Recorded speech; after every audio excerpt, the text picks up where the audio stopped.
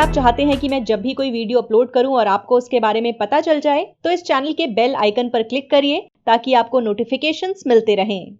Watchman season 1 episode number 3। कहानी की शुरुआत होती है एक नए कैरेक्टर से जिसका नाम है लॉरी ब्लेक। वो एक मैनहट्टन बूथ में जाती है और कॉल पर किसी से बात करती है।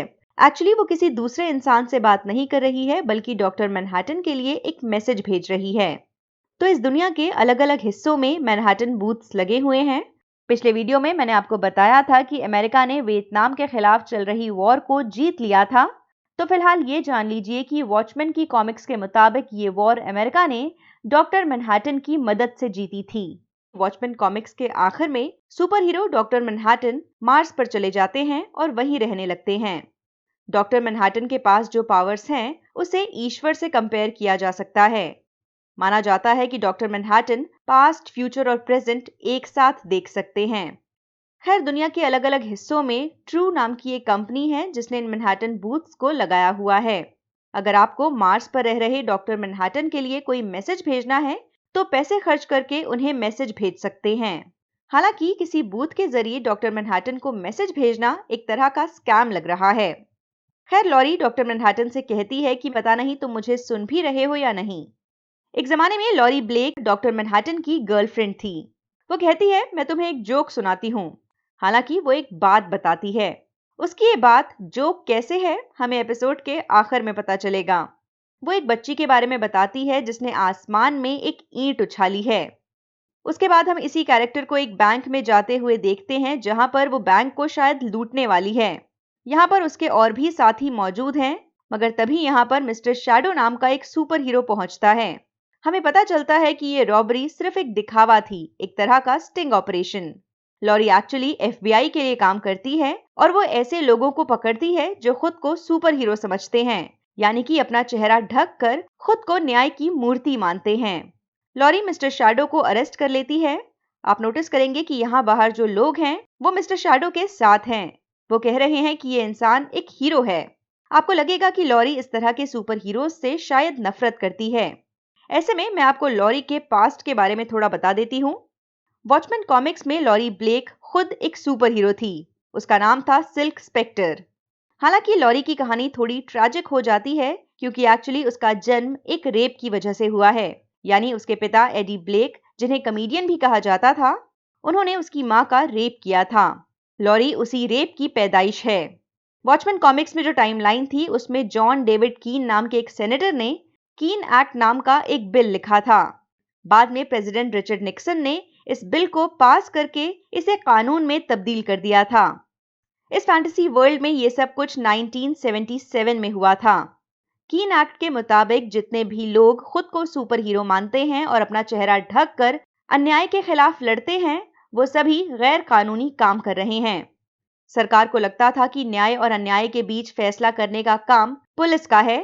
हालांकि कीन एक्ट के तहत कुछ सुपर हीरोज को सरकार से परमिशन मिली हुई थी कि वो अपना काम कर सकते हैं। खैर, लॉरी अपने घर पहुंचती है और हमें पता चलेगा कि उसके पास एक पेट आउल है। एक्चुअली जब लॉरी खुद सिल्क स्पेक्टर थी तब नाइट आउल नाम का उसका एक दोस्त था। कीन एक्ट के आने के बाद नाइट आउल को जेल में डाल दिया गया था। उसके बाद से ही वो जेल में बंद है। तो ये आउल लॉरी के उस पुराने दोस्त को ही रिप्रेजेंट कर रहा है। उसके घर के दरवाजे को कोई खटखटाता है और पता चलता है कि सेनेटर जो कीन यहाँ खुद आए हुए हैं।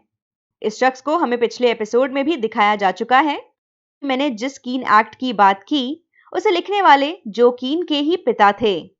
ये सेनेटर लॉरी से सिर्फ ऐसे ही मिलने नहीं आया है। वो उसे बताता है कि तुम्हें टल्सा जाना होगा। वो ये भी कहता है कि जड क्रॉफोर्ड की मौत हो चुकी है और मैं चाहता हूं कि तुम उसके मर्डर केस को इन्वेस्टिगेट करो। मुझे नहीं लगता कि ये काम 7th कैवलरी का है। जो कीन ये भी कहता है कि मैं जल्द ही प्रेसिडेंट बन जाऊंगा और जब ये होगा तो मैं किसी को भी पार्डन कर सकता हूँ, यानी माफी दे सकता हूँ। बेसिकली इशारों इशारों में जो कीन ये कह रहा है कि जब मैं प्रेसिडेंट बनूंगा तो तुम्हारे दोस्त नाइट आउल को रिहा कर दूंगा। दोबारा से हमें लॉरी को दिखाया जाता है। वो उसी मैनहट्टन बूथ में मौजूद है और आगे का जोक सुना रही है। इतना समझ लीजिए कि इस एपिसोड में हमें सीन को बार बार दिखाया जाएगा और हर बार उसकी कहानी आगे बढ़ेगी। फिलहाल वो मैनहट्टन को कह रही है कि एक बार 3 सुपर हीरोज मारे गए और फिर जन्नत के दरवाजे पर पहुंचे। पहला हीरो था नाइट आउल। उसने कभी किसी की जान नहीं ली। ईश्वर ने फिर भी उसे नर्क में भेज दिया, क्योंकि नाइट आउल ने सुपर हीरो होने के बावजूद कभी सख्ती नहीं दिखाई। अगले दिन लॉरी एफबीआई के हेडक्वार्टर्स में जाती है, जहां पर 7th कैवलरी को लेकर ब्रीफिंग चल रही है। हमें एजेंट डेल पीटी से मिलवाया जाता है। वो यहाँ पर रॉरशैक जर्नल को पेश करता है। रॉरशैक एक एंटी हीरो था और फिलहाल 7th कैवलरी के लोग उसी के जैसा मास्क पहनकर वायलेंस मचा रहे हैं। पीटी का कहना है कि रॉरशैक की लिखी हुई बातों के जरिए हम 7th कैवलरी की साइकोलॉजी को समझ सकते हैं। हालांकि यहाँ मौजूद सीनियर्स इस बात को नहीं मानते। यहाँ व्हाइट नाइट का जिक्र होता है, यानी कि उस रात का जब सालों पहले 7th कैवलरी के लोगों ने पुलिस वालों पर हमला कर दिया था। बताया जाता है जेट क्रॉफोर्ड बचे हुए कुछ सर्वाइवर्स में से एक थे।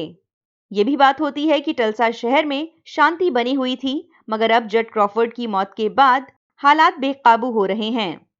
लॉरी को टल्सा भेजा जा रहा है और एजेंट डेल पीटी उसके साथ जाएगा।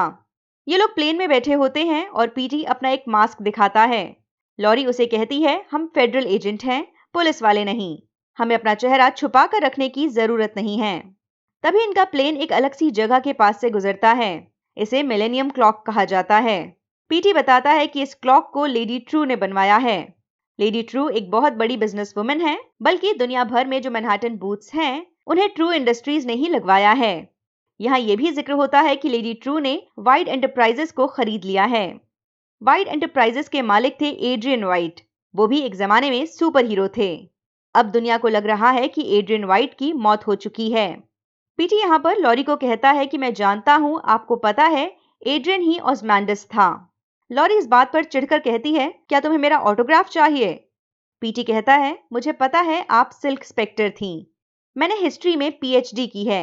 मुझे अपने फैन की तरह ट्रीट करना बंद कर दीजिए। लॉरी इस बात पर कहती है, हाँ मैं एड्रियन को जानती थी। अब यहाँ आपको एड्रियन वाइट के बारे में बता देती हूँ। उन्हें ऑज़मैंडिस भी कहा जाता था। वो वॉचमैन कॉमिक्स के एंटी हीरो थे। उनके पास बेहद पैसा तो था ही, साथ ही वो एक इन्फ्लुएंशियल इंसान थे, यानी उनकी पॉलिटिकल दुनिया में बड़े बड़े लोगों तक पहुंच थी। माना जाता है एड्रियन की आईक्यू काफी हाई थी, यानी कि उनके पास दौलत, शोहरत और दिमाग सब कुछ था। अब उसी सीन को दोबारा दिखाया जाता है जब लॉरी मैनहट्टन बूथ में है। वो दूसरे हीरो के बारे में बात कर रही है, ऑज़मैंडिस, जिसका अभी जिक्र भी हुआ था। वो भी जन्नत के दरवाजे पर खड़ा है और ईश्वर ने उसे भी नर्क में डाल दिया है। वॉचमैन कॉमिक्स में ऑज़मैंडिस ने दुनिया से जंग को खत्म करने के लिए एक बहुत बड़ा स्कैम रचा था। उसने न्यूयॉर्क शहर पर एक विशाल स्क्विड गिराया था। उसने दुनिया के सामने ये जाहिर किया था कि ऐसा एलियंस ने किया है। इस जाइंट एलियन स्क्विड से लगभग 30 लाख लोग मारे गए थे। हालांकि इसके फौरन बाद दुनिया में होने वाली जंगें खत्म हो गई थीं।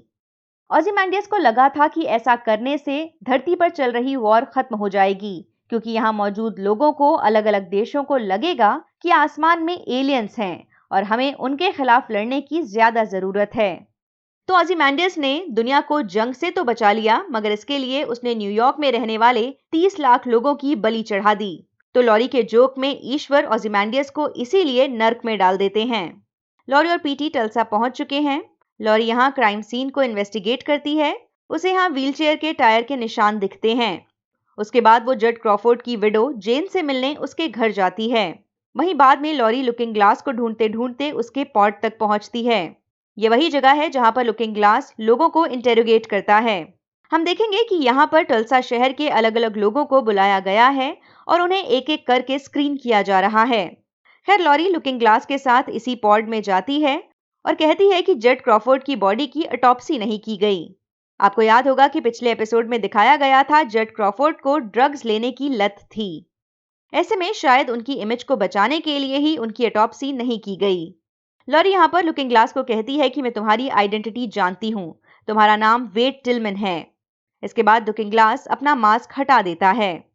वो कहता है कि जेट क्रॉफोर्ड की ऑटोप्सी करने की जरूरत नहीं थी, क्योंकि हम जानते थे कि उनकी मौत कैसे हुई है, यानी कि फांसी के फंदे से लटकने की वजह से। वो ये भी बताता है कि 7th कैवलरी के लोगों की इन्वेस्टिगेशन करते करते जब ये लोग निक्सनविल तक गए थे, तब वहां पर लुकिंग ग्लास मौजूद नहीं था। यहाँ पर सिस्टर नाइट का भी नाम मेंशन होता है। लॉरी जानती है कि सिस्टर नाइट और एंजेला एक ही हैं। वहीं लॉरी, जो मैनहट्टन बूथ के अंदर मौजूद है, अपने जोक को आगे बढ़ाती है। कहती है, तीसरा हीरो डॉक्टर मैनहट्टन जब जन्नत के दरवाजे पर गया तो ईश्वर ने उससे पूछा, तुमने कितने लोगों को मारा है? डॉक्टर मैनहट्टन कहता है, इससे फर्क नहीं पड़ता। वो ईश्वर को कहता है, मैं जानता हूं कि तुम मुझे नर्क में डालोगे क्योंकि मैं ये फ्यूचर देख चुका हूं। और मैनहट्टन ने जैसी भविष्यवाणी की थी वैसा ही होता है, उसे नर्क में डाल दिया जाता है। इसके बाद हमें लॉरी को फिर से दिखाया जाता है जो जेड क्रॉफोर्ड के फ्यूनरल में पहुंच चुकी है। उसके साथ पीटी भी है। आप देखेंगे कि जिस अमेरिकन फ्लैग से जेड क्रॉफोर्ड की बॉडी को ढका गया है वो कुछ अलग है। बेसिकली इस ऑल्टरनेट यूनिवर्स में अमेरिका का झंडा भी अलग दिखता है। अमेरिका के झंडे पर मौजूद जितने भी तारे हैं वो उसके हर एक स्टेट को रिप्रेजेंट करते हैं। इस फ्लैग पर 50 से ज्यादा तारे हैं, यानी अमेरिका के स्टेट्स भी इस दुनिया में 50 से ज्यादा हैं। यहाँ एंजेला जेड क्रॉफोर्ड के लिए कुछ शब्द कहती है। उन दोनों ने ही एक दूसरे को बताया हुआ था कि अगर सामने वाला इंसान पहले मर जाए तो उन्हें उसके फ्यूनरल पर क्या कहना है। एंजेला यहाँ बताती है कि जेड ने उसे ये गाना अपने फ्यूनरल पर गाने के लिए कहा था और वो एक गाना गुनगुनाना शुरू करती है। तभी हमें 7th कैवलरी के एक बॉम्बर को दिखाया जाता है जो एक टनल के सहारे इसी लोकेशन पर पहुंच रहा है। एंजेला का गाना चल ही रहा होता है और ये बॉम्बर वहां पहुंच जाता है। उसने बॉम्ब से लदी एक वेस्ट पहनी हुई है और बताता है कि अगर मेरे दिल ने धड़कना बंद किया तो ये बॉम्ब फट जाएगा। वो कहता है, मुझे सिर्फ सेनेटर कीन से मतलब है क्योंकि वो एक रेस ट्रेटर है, यानी अपनी नस्ल से गद्दारी करने वाला। वो कहता है कि अगर सेनेटर कीन ने सरेंडर नहीं किया तो यहाँ मौजूद सारे लोग मारे जाएंगे। जो कीन डरते डरते बॉम्बर की तरफ बढ़ता है, मगर उससे पहले ही लॉरी 7th कैवलरी के इस शख्स को गोली मार देती है और बॉम्ब की उल्टी गिनती शुरू हो जाती है। एंजेला हर किसी को भागने के लिए कहती है। वो इस टेररिस्ट की लाश को यहाँ मौजूद गड्ढे में डाल देती है जहां पर जेड क्रॉफोर्ड की लाश को दफनाना था। वो यहाँ मौजूद कब्र को जेड के कॉफिन से ढक देती है। तभी ब्लास्ट होता है जिसमें किसी की जान तो नहीं जाती, मगर टेररिस्ट की बॉडी और जेड की बॉडी के चीथड़े उड़ जाते हैं। एंजेला गुस्से से लॉरी को देखती है। अब चलते हैं उसी आलीशान किले में जहां पर हमें एक शख्स को बार बार दिखाया जा रहा है। वो एक प्रोटेक्टिव सूट बना रहा है। पिछले एपिसोड में हमें पता चला था कि फिलिप्स और क्रूकशैंक्स के बहुत सारे क्लोन्स हैं। यहाँ मौजूद शख्स कई सारे एक्सपेरिमेंट्स कर रहा है, मगर एग्जैक्टली वो क्या करना चाहता है हमें अभी तक समझ में नहीं आया है। वो फिलिप्स को अपना सूट पहनाता है और कहीं दूर फेंक देता है।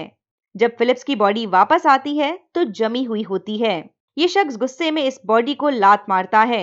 उसके चेहरे पर चिढ़ साफ जाहिर है। दूसरा फिलिप्स भागते हुए उसके पास आता है और पूछता है, क्या हुआ?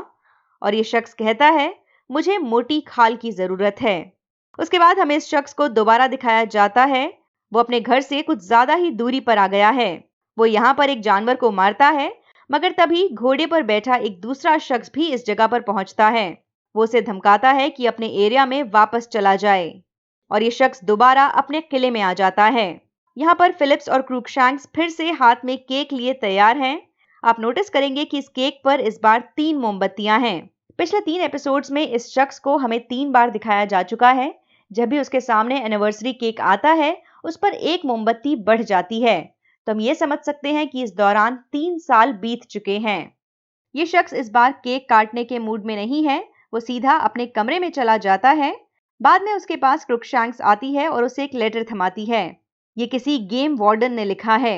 इस लेटर को पढ़ने पर हमें पता चलता है कि ये शख्स कैद में है। शायद वो खुद को इस कैद से छुड़ाने की कोशिश कर रहा है। उसे कहा जा रहा है कि अगर तुमने ऐसा किया तो तुम्हें इसका बुरा नतीजा भुगतना पड़ेगा।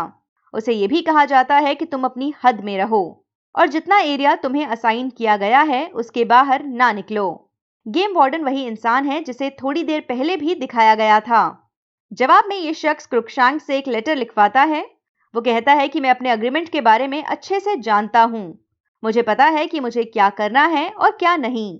उसी रात हमें इस शख्स को फिर से दिखाया जाता है जिसने एक कॉस्ट्यूम पहनी हुई है। हमें पता चलता है कि ये शख्स और कोई नहीं बल्कि खुद ओzymandias है। ये वही एंटी हीरो है जिसका जिक्र इस एपिसोड में कई बार हो चुका है। इसका असली नाम एड्रियन वाइट है। ये उसी वाइट एंटरप्राइजेस का मालिक है जिसे अब लेडी ट्रू खरीद चुकी हैं। दुनिया में लोगों को लगता है कि एड्रियन वाइट मर चुका है, तो इतना तो क्लियर है कि ये शख्स किसी ऐसी जगह पर है जिसके बारे में बाकी दुनिया नहीं जानती। वो किसी तरह की कैद में हैं। जैसे कि मैंने आपको थोड़ी देर पहले बताया था कि एड्रियन वाइट उर्फ ओzymandias काफी इंटेलिजेंट था, तो शायद वो इस कैद से निकलने के रास्ते तलाश रहा है। वापस चलते हैं जड क्रॉफर्ड के फ्यूनरल पर, जहां पर एक बॉम्बर ने अटैक करके पूरे फ्यूनरल को ही तहस नहस कर दिया। यहाँ जोकीन रिपोर्टर्स को बता रहे हैं कि पुलिस वाले ही असली हीरोज हैं, उन्होंने हर किसी की जान बचाई। जोकीन रिपोर्टर्स को बता रहा है कि 7th कैवलरी असली प्रॉब्लम है और उनसे निपटे बिना वॉर खत्म नहीं होगी। यहाँ पर पीटी लॉरी को ताना मारता है, कहता है क्या वो उसे ऑटोग्राफ देगी। वो उसकी कॉफी लेकर यहाँ से चली जाती है। वो पहुंचती है एंजेला के पास, जो उसी टनल के अंदर तहकीकात कर रही है जहां से ये बॉम्बर आया था। उसने अपने नाइट विजन गॉगल्स पहन रखे हैं। लॉरी यहाँ पर उसे कॉफी ऑफर करती है और कहती है कि उसे लग रहा था कि बॉम्बर सिर्फ ब्लफ कर रहा है। उसे लग रहा था कि बॉम्बर के पास शायद कोई असली बॉम्ब नहीं है। वो एंजेला को सबकी जान बचाने के लिए शुक्रिया अदा करती है। लॉरी यहाँ एंजेला को बताती है कि उसने क्राइम सीन पर व्हीलचेयर के टायर ट्रैक्स देखे थे। वो ये भी बताती है कि वो जड क्रॉफर्ड के घर पर गई थी और उसे उसके कमरे में एक सीक्रेट कंपार्टमेंट मिला है। एंजेला उसे पूछती है कि उसे वहां क्या मिला। इस पर लॉरी कहती है, ये तो तुम मुझे बताओगी। जेन ने मुझे कहा कि इस कमरे में आखिरी बार तुम थी। वो कह रही है जड क्रॉफोर्ड के सीक्रेट कंपार्टमेंट से कोई चीज गायब है और वो तुम्हारे पास है। वो यहाँ एंजेला को सिस्टर नाइट कहकर भी पुकारती है, यानी वो उसकी सीक्रेट आइडेंटिटी जानती है। फिर वो ये भी कहती है कि ऐसे लोग खुद को अच्छा कहते हैं जिनके कमरे में सीक्रेट कंपार्टमेंट होता है, और वो लोग भी खुद को अच्छा कहते हैं जो ऐसे लोगों को बचा रहे होते हैं। उसका डायलॉग इस बात पर खत्म होता है कि मैं अच्छे लोगों को सुबह नाश्ते में खा जाती हूँ। एंजेला को लॉरी की बातों से गुस्सा आ जाता है और वो उसकी दी गई कॉफी को टनल में गिराकर वहां से चली जाती है।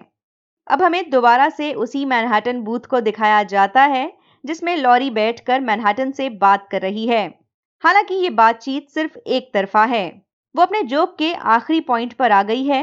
वो कहती है, इस बार एक लड़की जन्नत के दरवाजे पर पहुंची। ईश्वर ने पूछा, तुम कौन हो? लड़की ने बताया कि मैं पहले जोक से आई हूं। मैं वही लड़की हूं जिसने आसमान में ईंट उछाली थी। ये ईंट जो उस लड़की ने हवा में उछाली थी, ईश्वर के सर पर जाकर लगती है और वो मर जाता है। अब ईश्वर मर कर कहाँ जाता है? नर्क में।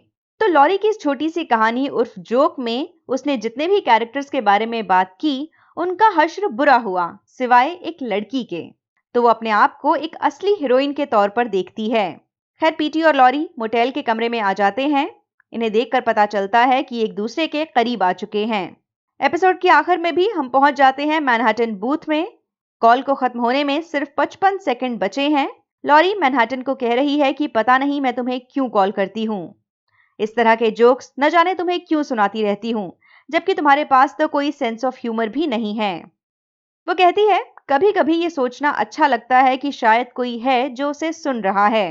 वो कहती है, मैं जानती हूँ इंसानियत इस लायक है ही नहीं जिसकी तुम परवाह करो। कॉल कट जाती है और लॉरी इस बूथ से बाहर आ जाती है। अचानक उसके सामने एक गाड़ी आकर गिरती है।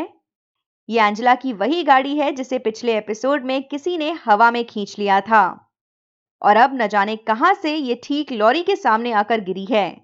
लॉरी आसमान में देखती है, उसे एक तारा चमकता हुआ दिखता है जो असल में एक तारा नहीं है बल्कि खुद प्लैनेट मार्स है, जहां पर डॉक्टर मैनहट्टन रह रहा है। लॉरी के साथ अभी जो हुआ है उसकी वजह से वो आसमान में देखकर जोर जोर से हंसने लगती है। तो लॉरी ने इस एपिसोड की शुरुआत में एक जोक सुनाना शुरू किया था जिसमें एक बच्ची ने आसमान में ईंट उछाली थी। जोक की आखिर में लॉरी के सामने एक गाड़ी आकर गिरी है। शायद उसे लग रहा है कि इस गाड़ी को उसके सामने फेंकने वाला और कोई नहीं बल्कि खुद डॉक्टर मैनहट्टन है। यानी हो सकता है कि मार्स पर बैठकर वो वाकई उसकी बातें सुन रहा हो। खत्म हो जाता है ये एपिसोड।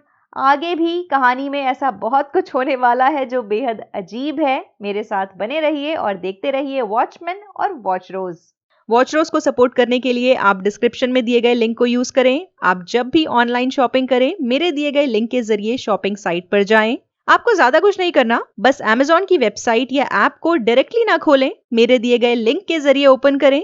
इस लिंक के थ्रू आप जब भी शॉपिंग करेंगे तो उससे मुझे कमीशन मिलेगा। आपके सपोर्ट से मैं अपने चैनल के लिए फुल टाइम काम कर सकूंगी और दूसरा काम नहीं करना पड़ेगा, जिसका मतलब ये हुआ ज्यादा वीडियोस।